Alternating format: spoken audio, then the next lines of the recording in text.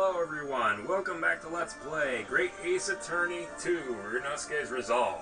This is Vitafuser. In our last episode, after a little bit of investigation, in which they were very picky about observing everything, we finally made it to Madame Tussaud's, or somewhat, museum. It's Madame Tussaud's. And something's up here.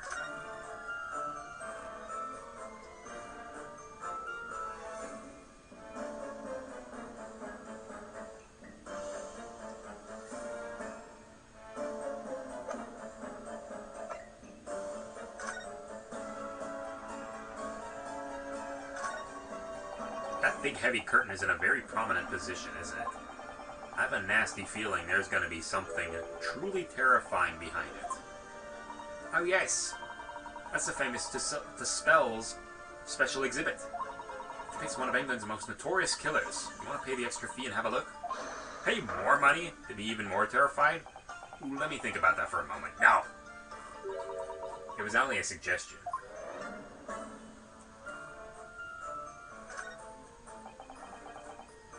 Is this an arm? It's not a leg. It looks like an arm, doesn't it? Maybe one of the waxwork models has fallen over. You don't think it could be the work of one of the mass murderers in here, do you? Bruno! Stop scaring me! Is it a wax arm or a real one? Come on, you're always pointing at that thing as it goes in court. Poke that arm now and see how it feels. Objection!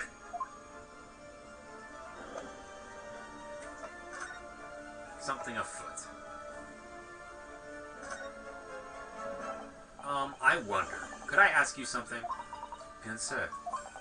I'm just curious, is anything going on in the museum at the moment? Some kind of incident, perhaps? Whoever suggested such a thing to you? Oh, well, it was, your temporary waxwork over there who mentioned to me a little. Where'd he go?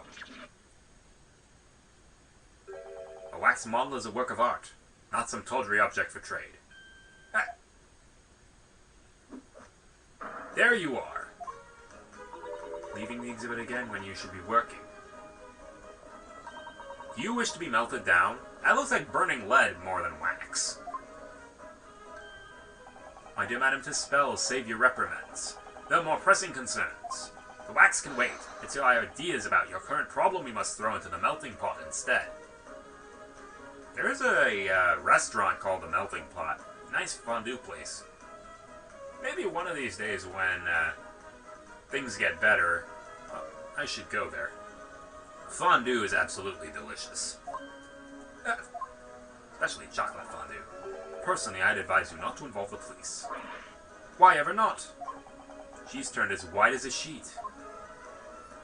Because you have at your disposal a great detective, whose services you may employ for a mere 50 shillings. Now please be aware that I prefer... No, I insist upon payment in advance. What? Very well. Let us see if the great detective is able to live up to his name, shall we? Here we go.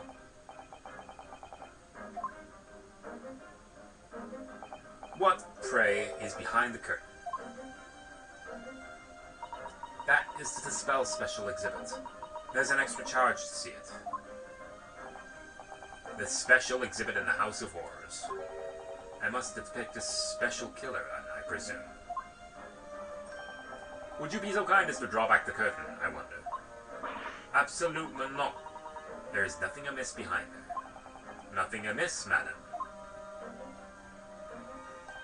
What about the arm protruding ominously from under the curtain?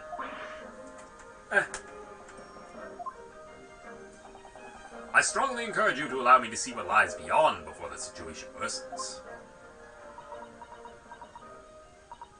Yes, very well. I will draw back the curtains, but only a soup cone.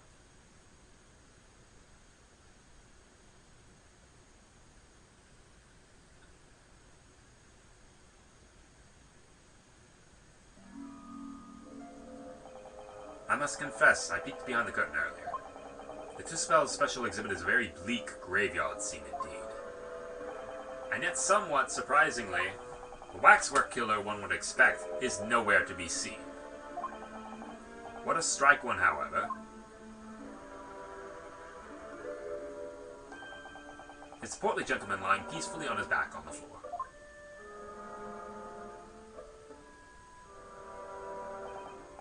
Well, well then. Perhaps, Mr. Sholmes, that man on the floor is the ruthless killer himself. I'm afraid not, my dear fellow. He's a perfectly ordinary London gentleman. Not even a waxwork, in fact. What? As skillfully made as these waxworks are, they are always distinguishable from real humans. So allow me to present my two conclusions. Oh boy, here we go. The first is that a sizable business transaction has been taking place in this special exhibit. Why would you say that? And the second is that the aforementioned transaction is linked to a serious crime. Ah! She looks as pale as candle wax. I don't understand. So, Madame Tuspels, as you've agreed to my fee, you shall now have the pleasure of seeing this famously grand detective and temporary exhibit at work.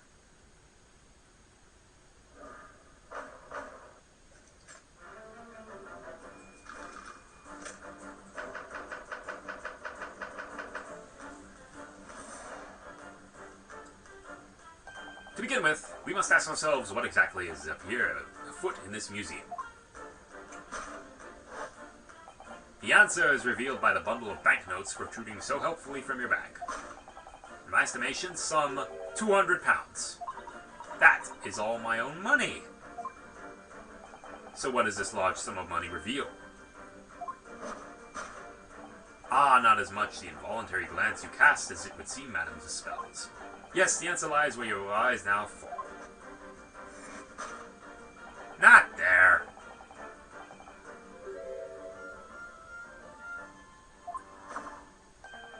Waxworks for sale. Your business is in hard times, it would seem. In short,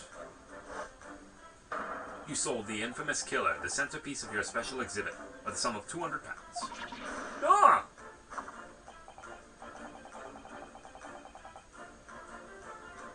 Let's explore that. Who is the portly gentleman stretched out so peacefully on the floor?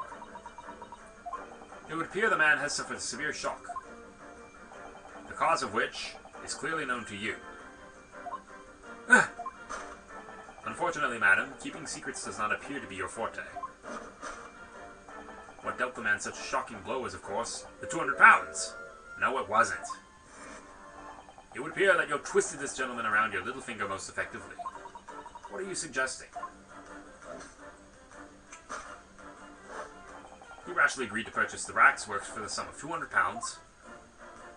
Only when he came to hand the money over did it occur to him what an extortionate amount he was paying. The money was no longer in his hands. And the result, the scene we see before us. He collapsed in shock. Holmes, even for you, this one's a real... no. The killer in this special exhibit fetched a killer price. This is almost a Chugga-Conroy pun. We can only pray that the gentleman's dreams are not plagued with regret.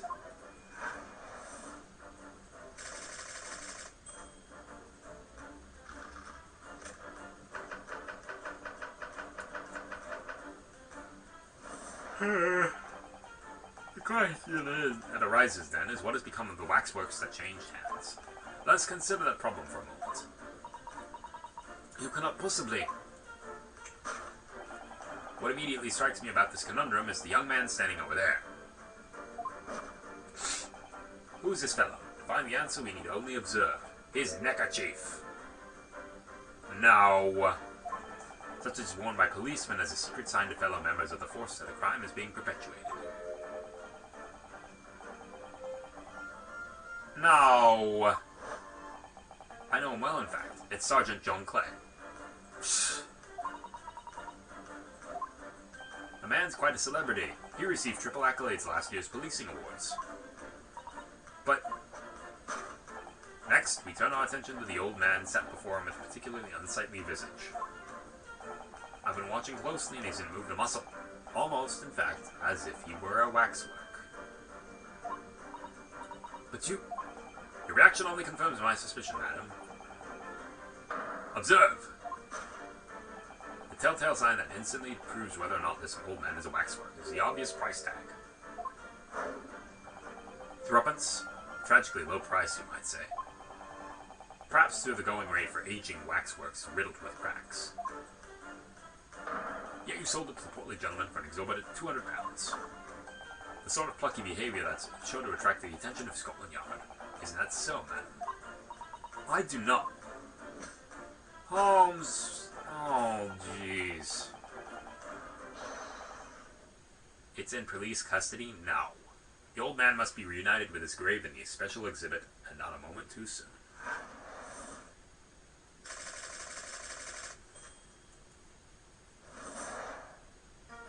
What even are you doing? What's horrifying is the lack of logic used here.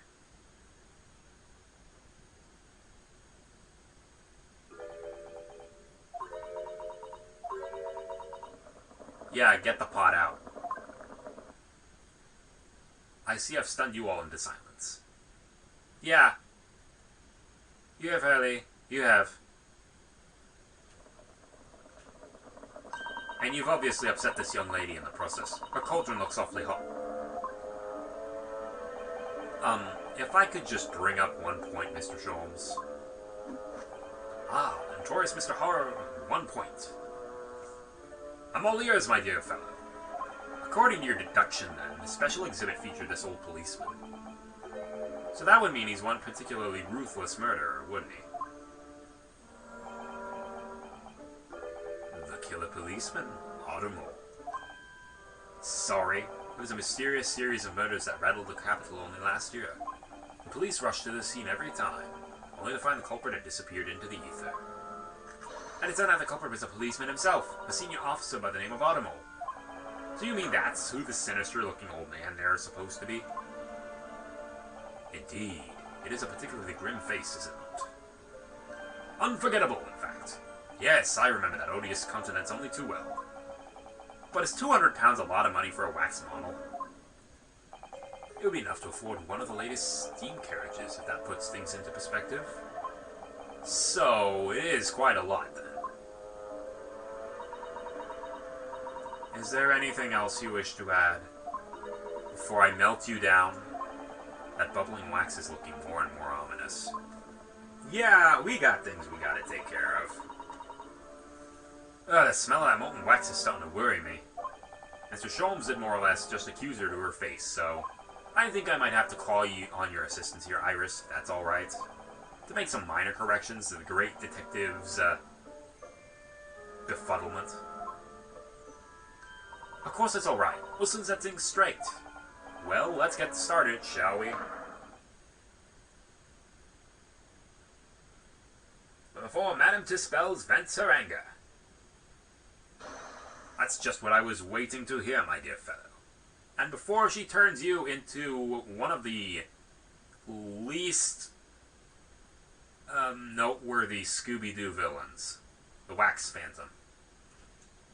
So, Madame Tispels, in accordance with our agreement, you shall now have the pleasure of seeing this famously great detective and temporary exhibit at work.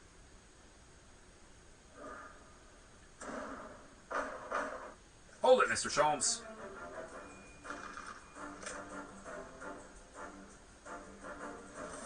Alright.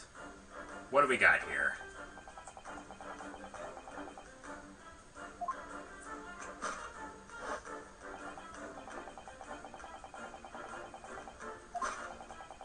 Alright, we have the banknote here.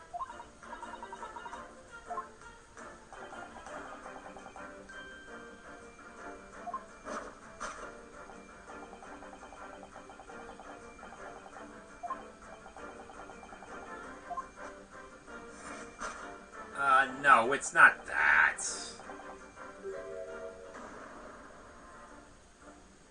She definitely looked in a direction. It's true. I'm not sure she'd sell any of her waxworks, even for £200. She must pour her heart and soul into making them, don't you think? Over and above the wax. For me, I wouldn't sell them for anything. For that much money, I would. But it sounds like that makes me a bad person. Well, anyway, I wonder if the 200 pounds could have some other significance. Excuse me.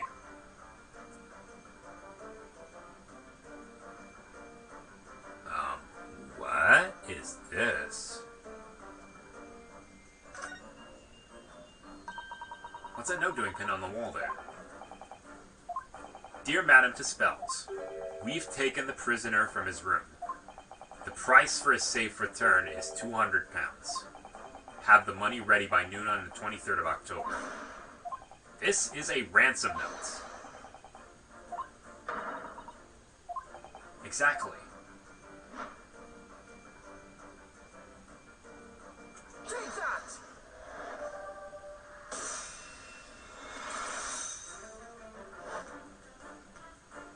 Actually, the significance of the 200 pounds is revealed by that ransom note. Quite so, and we must congratulate these criminals on their inventiveness, abducting a waxwork. Ah! 200 pounds is no small ransom fee, but you clearly intend to pay it. The model in question has special importance, so I put together all the money I have. In summary, then, the 200 pounds you have in your handbag is ransom money. Now, let us explore the next curiosity which we are presented.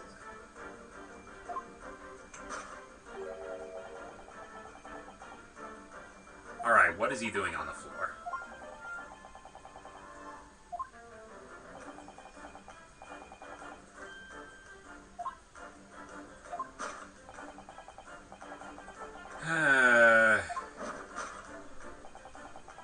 It was not the money. We just changed that, so it's definitely not.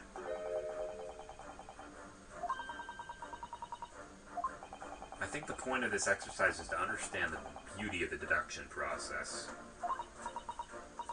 Cody's trying so hard, we mustn't let him down.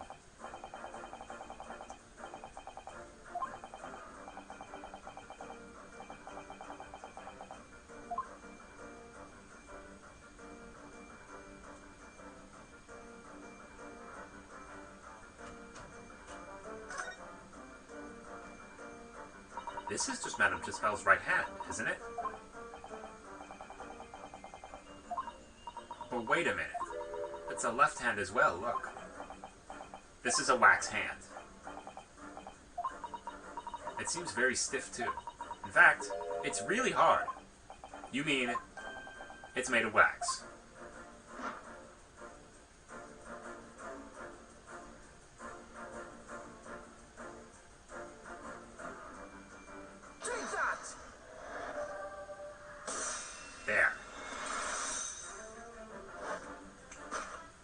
What dealt the man such a shocking blow was the waxwork hand.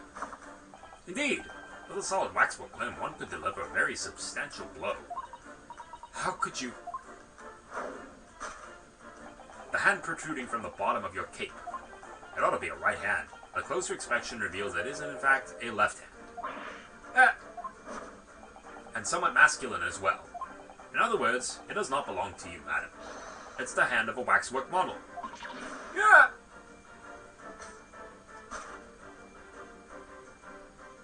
Yikes! Some of the visitors to my museum can be troublesome. They meddle with the exhibits and cause damage. So you mean that arm... Yes, this gentleman saw fit to try to remove it as a souvenir. No small keepsake. Like taking a whole branch of a cherry tree when you go to view the blossoms. I'm afraid I had to teach the man a lesson.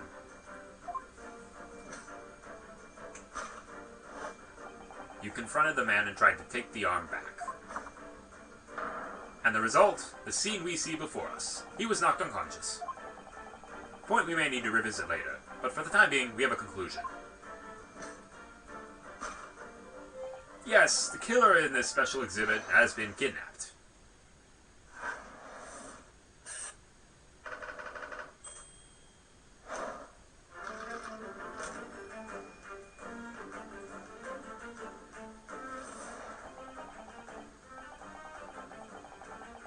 The question that arises then is what had become of the waxwork that changed hands.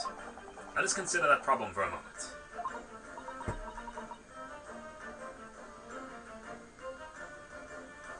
You cannot possibly...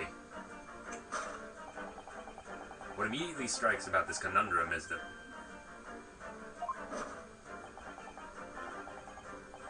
You need only observe... No, it's not the neckerchief.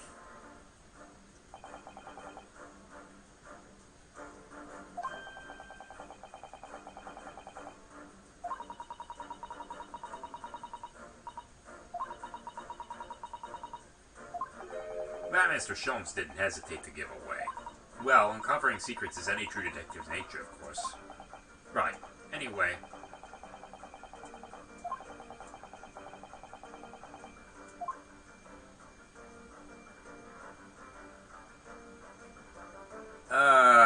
Ooh. What the? Man, there's a stub sticking out of his shoulder where his arm should be. Well, that settles that then. This isn't a real person at all. His entire arm's been ripped off, from the shoulder down. His arm's been... Of course, that ties in with what we just found out. Jesus!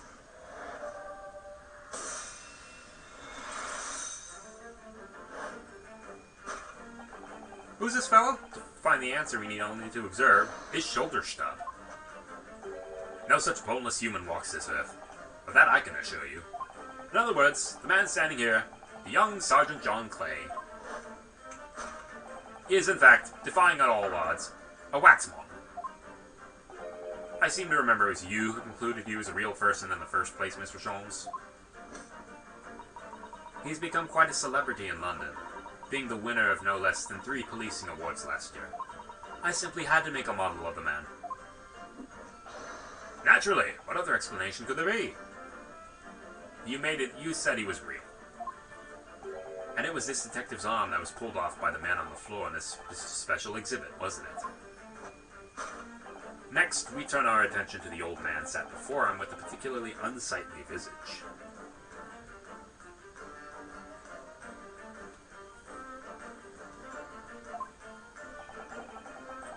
I've been watching closely and he hasn't moved a muscle.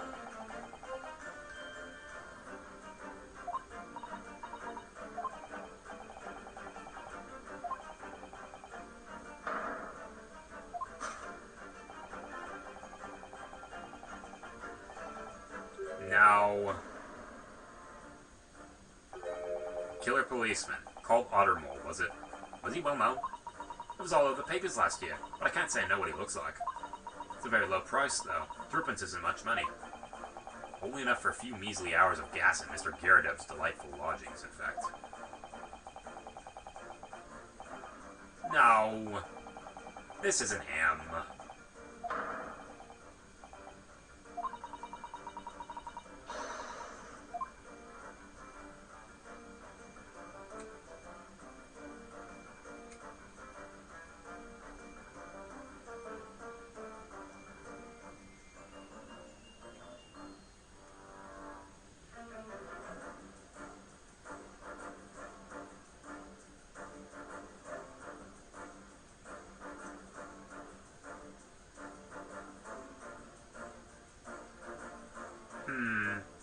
What am I missing here?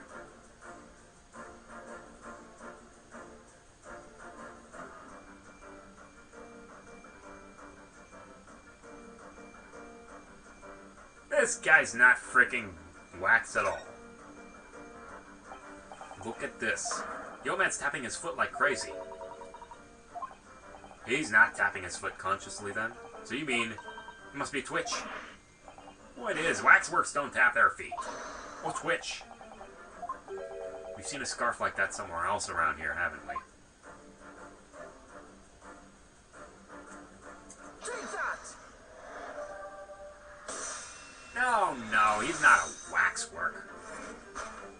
The telltale sign that instantly proves whether or not this man is a waxwork is his obvious twitch. Even the most realistic waxworks don't exhibit a twitch. In other words, this splendid old man is in fact a genuine member of Scotland Yard. Slight shift in your choice of adjectives, then. And there you have it. Well, Madame Tispels, it was me who contacted the police and demanded that someone come in the first place. He's clearly fatigued. He's sound asleep. Then what's this price tag showing a price of 3 pence?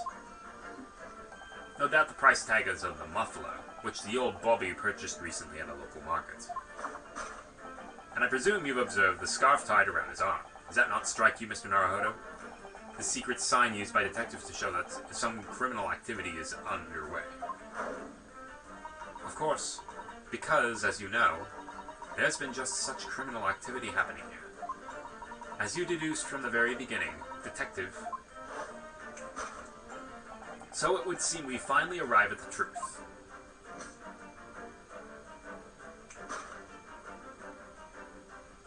The waxwork of the especially ruthless killer from the special exhibit has been kidnapped. And Scotland Yard are already investigating. But the model's whereabouts remain a mystery. Thus concludes Herlock Sholmes' great deduction of this horrifying puzzle. Still a mystery. That's better. Deduction complete. Elementary.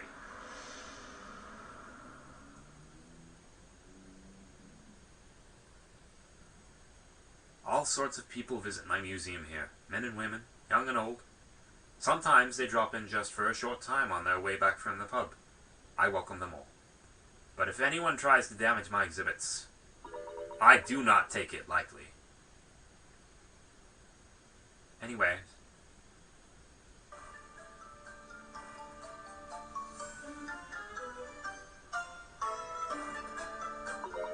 your great deduction was even more enchanting than I had been led to believe. It was a pleasure, my dear madam. I'm gratified you enjoyed the spectacle. And as for your rough customer, I've no doubt he'll regain consciousness shortly and return home. What concerns me more is the waxwork from the special display, if it was indeed genuinely abducted.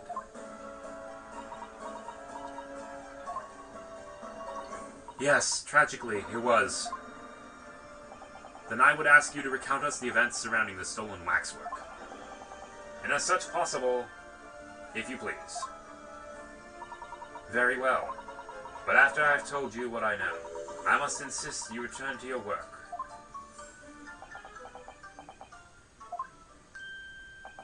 The talents of a great detective could be put to better use, I feel, but as you wish. Alrighty, we know.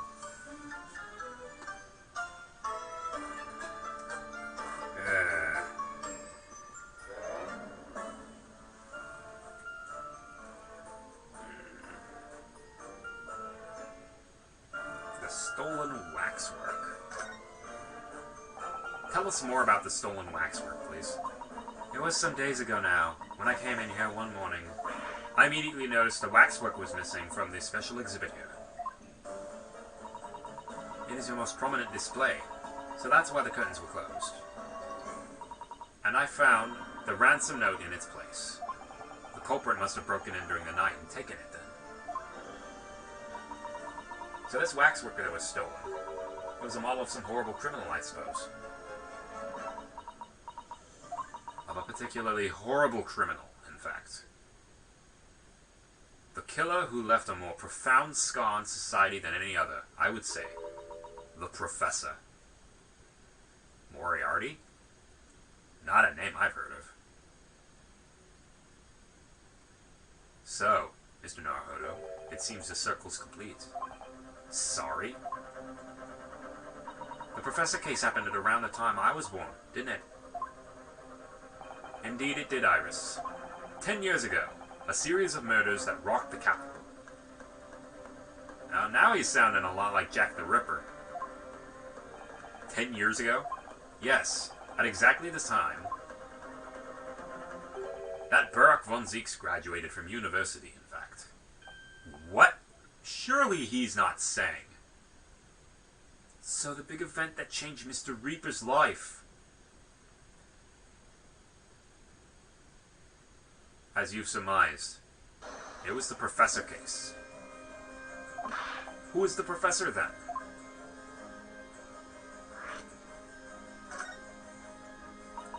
It was a series of gruesome murderers that had all of London gripped in terror a decade ago.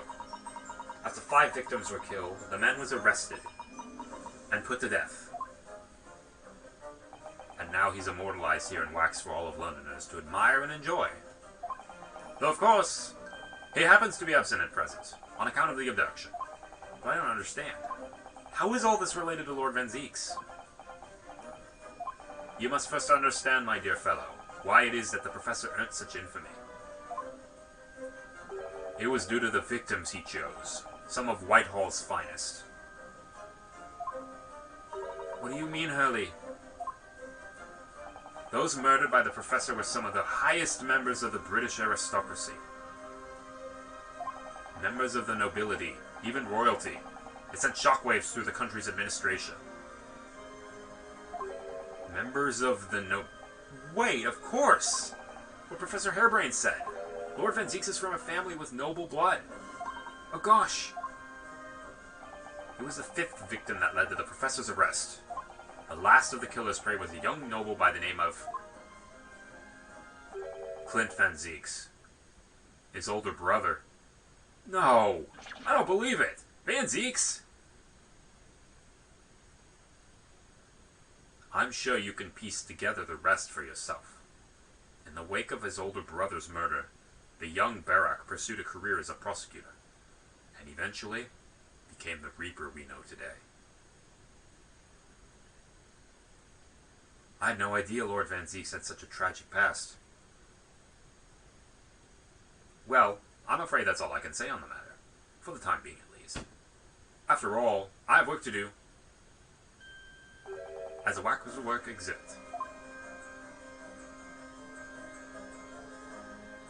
I'm afraid I shall have to excuse myself as well. Of course. It's been a pleasure. Thank you.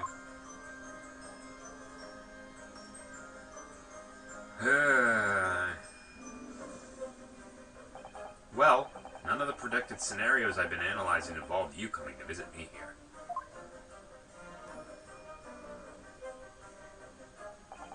It's been too long. It really has. I'm delighted to see you, Barak. It's been 10 years, and here we are, meeting in a prison of all places. I can't forgive myself for what happened to Mr. Asman. I just can't. I still can't believe it could happen. Tomorrow, the court will decide. Yes, I have a young Eastern man acting for my defense. He seems reliable enough, though. It was an accident. A terrible accident. He assured me he can prove it. I must warn you. Oh, I know. I've heard already. You're going to be prosecuting, aren't you? Yes. Since I returned to England, I've heard lots of stories. Barak, are you really? What? Never mind. I know that you have my best interests at heart. My friend is on trial. I wouldn't entrust it to anybody else. Of course, I fully understand. Thank you, Barak. Until tomorrow, then. I'll see you in court. Alrighty. Ow. And with that, we will continue that next episode. I'll see you guys next time.